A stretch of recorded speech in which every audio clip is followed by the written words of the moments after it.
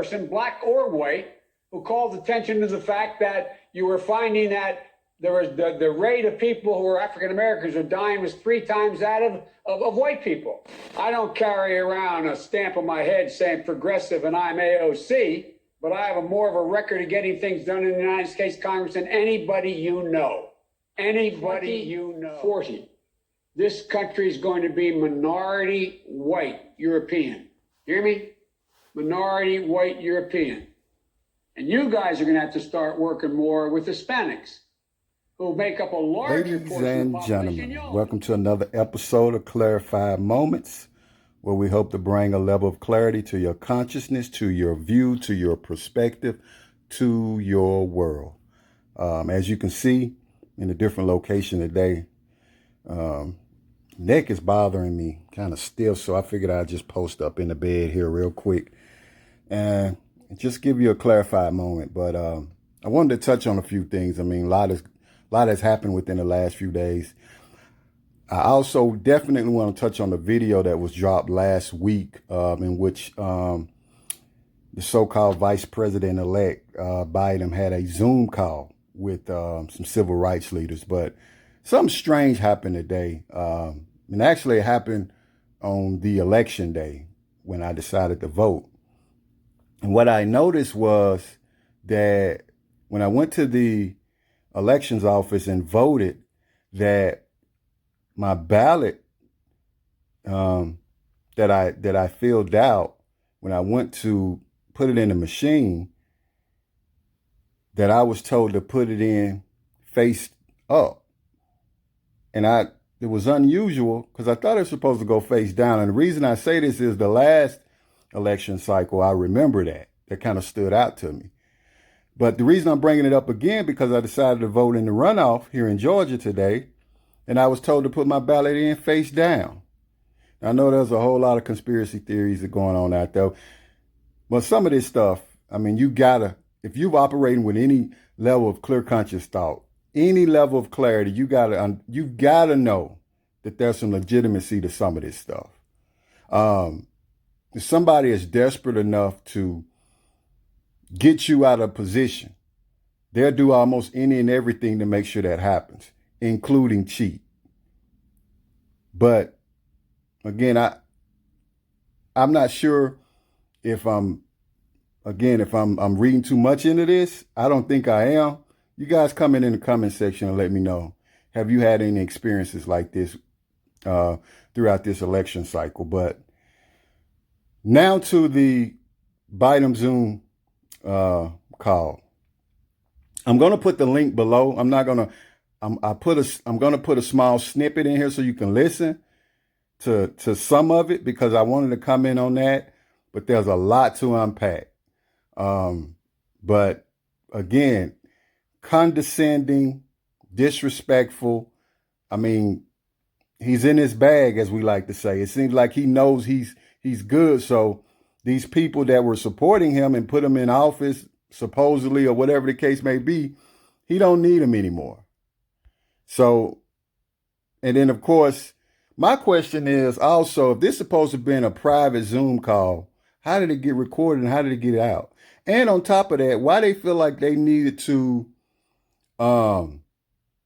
have this conversation with him, have this call to remind him. If I have to be reminded of my promises, that means my word isn't very good. So that stood out to me as well. But on top of that, some of the key players in the call, Derek Johnson, the president of the NAACP, Vineta Gupta. And again, I hope I'm not mispronouncing her name. You guys forgive me, but she's the former ACLU attorney and former Obama administration civil rights division head. So some key players. Oh, and of course, the leader of the all-time revolution in civil rights, I guess that's what he believes he is, Al Sharpton. He got to be a part of it, right? So all these key players, it was some more people, but these were just a few on the call. So they urged Biden off the flop. They urged him to use his executive order to support some of the candidates, for key positions in his administration. And then they also brought up some of their agendas. I think one of the participants talked about a national task force to examine challenges in democracy. Really?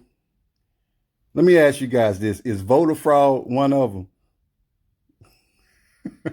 Is voter fraud a challenge to democracy? You guys tell me. Come in the comment section and tell me if voter fraud, if that's a challenge to democracy.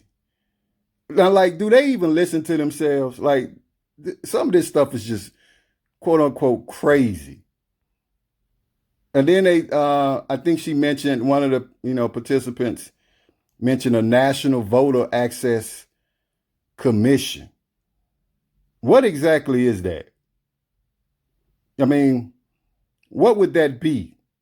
Are you talking about the ability of an individual to have access to vote, like what the Civil Rights Act of 1870 was put in place for? And all the amended ones, 1957, 1960, 1964. Like, what are we doing? I mean, we're just recreating stuff. Let me see. I'm trying to think of what else they talked about.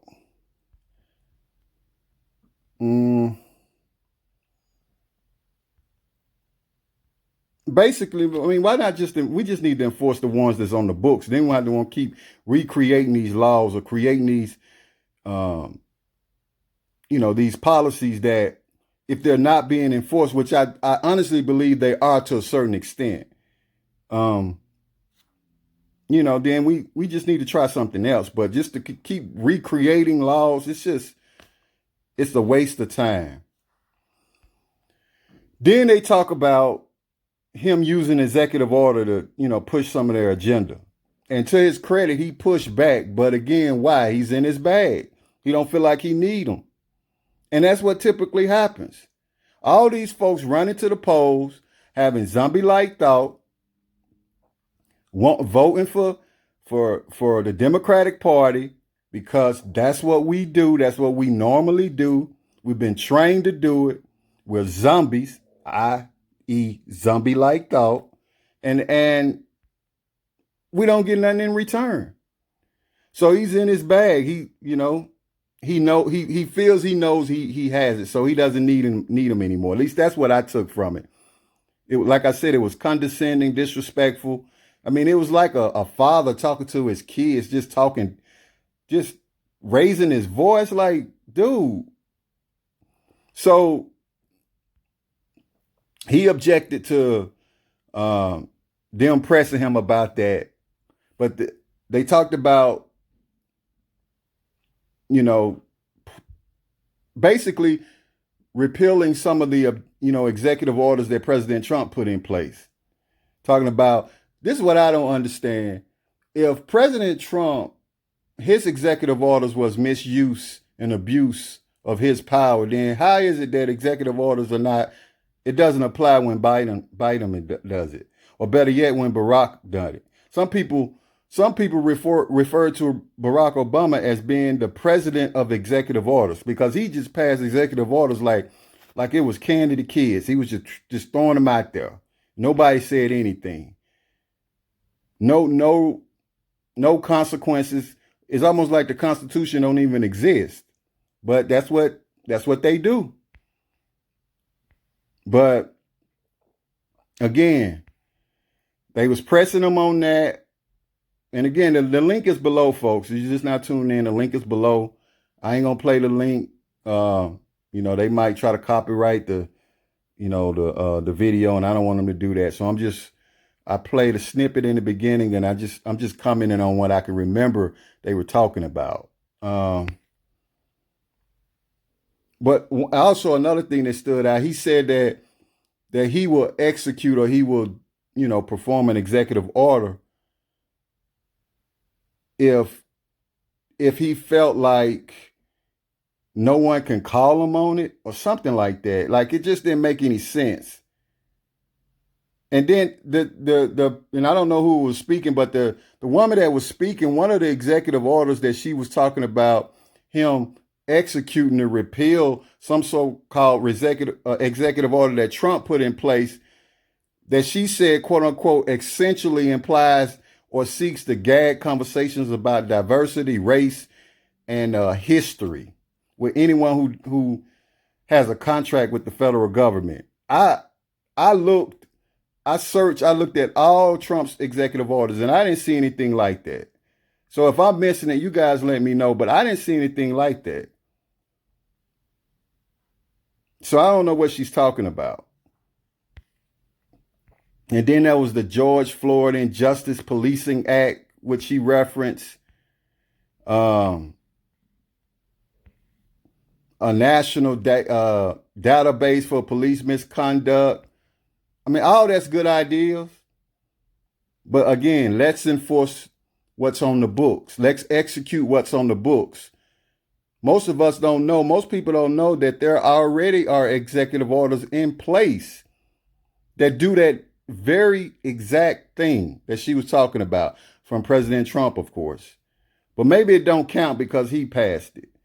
You know, I noticed something with these politicians, and it's on the right and the left. It doesn't matter if the previous politician or the previous president had an executive order or had a policy that mirrored the exact same policy that I'm trying to put in place. If their name is on it, I gotta repeal it, or I gotta put something else in place to put my name on it.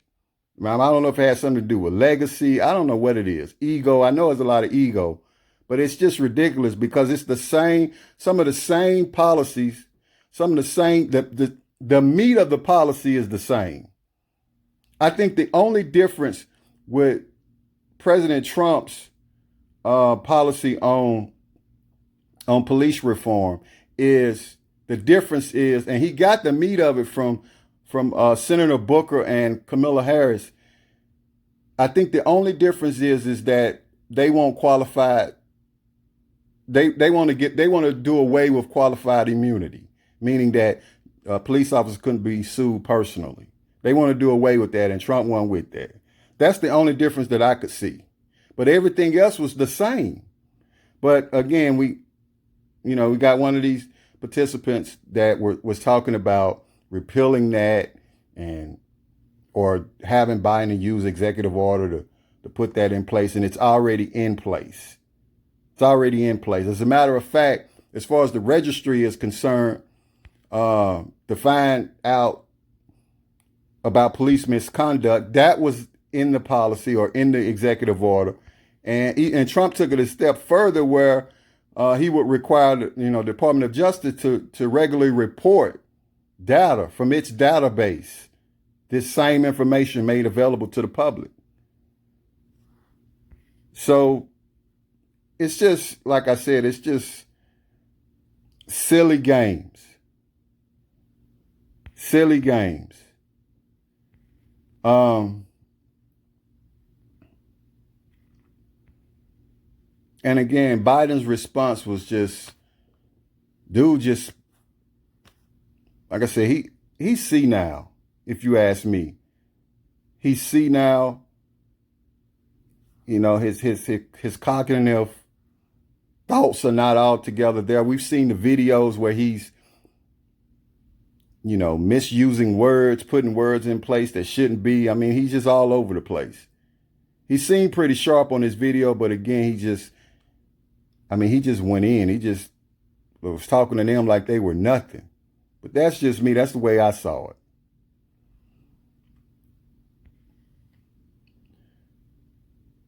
One key part that really stood out to me, again, when he was pushing back, when he said the Constitution matters.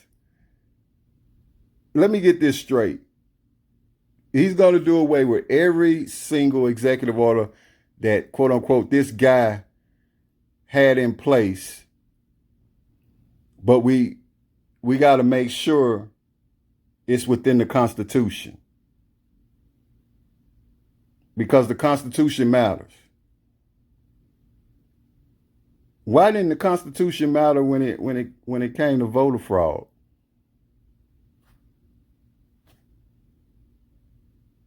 Or let me say the suspicion of voter fraud. Put it like that, because they might strike this video because YouTube has said that if you question the election, then they're going to remove your video. So there were suspicions of voter fraud, suspicions, unconfirmed, so they say. That's how I got to put it. They might still strike the video, but in any event, you know, he's putting emphasis on the Constitution. Then he goes on about machine guns, and the more research I do about his claims and those of his counterparts, the more zombie-like thought I discover. So let's break this down. First of all, this talking point, it gained a lot of energy about machine guns and assault rifles during Obama's administration. You know, you had a lot of politicians confide machine guns and assault rifles during Obama's administration. You know, you had a lot of politicians. You had a lot of politicians confusing, you know, the AR-15, which is a semi-automatic, you know, gun, with machine guns, which for the most part are fully automatic. Other than the obvious problem with that reference to the machine guns are already banned in much of the U.S. I think it's only like 37 states that you could actually get a machine gun in. And they're highly regulated at the federal level. Like, you got to be law enforcement, a dealer, military, you know, police. It's a really short list.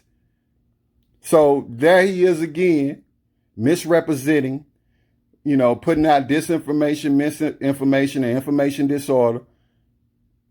And for most people who don't know these things, they eating it up.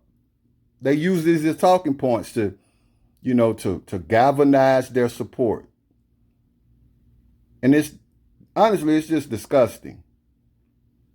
And all it takes is people doing a little research and actually reading. But most politicians, man, that's what they do. They throw stuff out there, and most people don't even research and find out if it's true. You know, they operate in identity politics, you know, operate off emotion, no clear conscious thought. And then that's just how they move. That's how they operate. And then he goes on rambling about some friend who taught him the meaning of the word overstand, which is a old civil rights expression spinoff of the word understand. I mean, it really just means an elevated level of understanding, like woke, which some people are, in my opinion, some people they're woke, but they're woke to the wrong understanding. Or some people, the term zombie-like thought is basically being a part of the common think tank. You're thinking like everyone else is thinking. But you also can look at it from the standpoint of the traditional zombie walk. You know what I mean? Like when you look at the cartoons or certain older movies and zombies are walking, or even let's say the Living Dead, how they walk, you know, until they upgraded and had them like chasing you, like literally, you know, moving at a high rate of speed, but typically they're walking kind of slow. Their hands are extended in front of them, and they're the walking dead. So their level of understanding is dead. They're woke for all intents and purposes, but their level of understanding is dead. And you can have all the knowledge you can have all the knowledge that you want. But if you don't have wisdom, the Bible says that let him who lacks wisdom ask, and it should be given freely. Well, that goes to show you God knows how important wisdom is. It's not about knowledge. A lot of people have knowledge, but not a lot of people have wisdom. They don't know how to apply that knowledge. So all this information that we're getting If you don't know how to filter it, you don't know how to read between the lines, you don't know how to pull back the layers and gain a level of understanding and knowing how to apply it. What does it mean in relation to my walk, my belief system? What does it mean in relation to my relationship with God? What does it mean in relation to my everyday way of life? Because it might sound good. Everything that sounds good and look good, that don't mean it is good. Everything that sound good, look good, feel good, taste good, we all know that doesn't mean it's good for you. So, free school, free college, doing away with college debt, that sound good, look good, but it might not necessarily be good. This utopia that certain politicians promote, sound good, look good, don't necessarily mean it's good. As a matter of fact, God says in this world ye will have tribulation. He ain't promised no utopia. So why we run around here promising utopia? That's not factual. There's no level of clarity associated with that. Those of us who are operating in the real world, we know. Yeah, we wake up with a healthy expectation that things are going to turn out for our good because we walk by faith and not by sight. But we also know that in this world, there's going to be problems.